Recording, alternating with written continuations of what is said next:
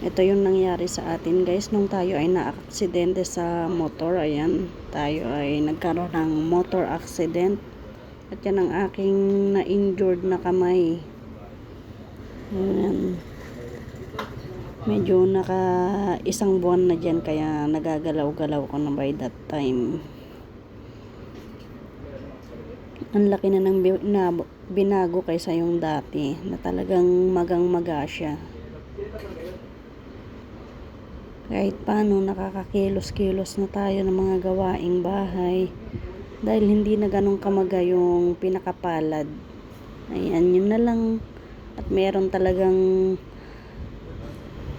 nag-dislocate na buto kaya talagang kahit anong gawin ay hindi pa maigalaw yung daliri, pero isang blessings na rin at mabilis naman gumaling ang aking kamay. Ayan.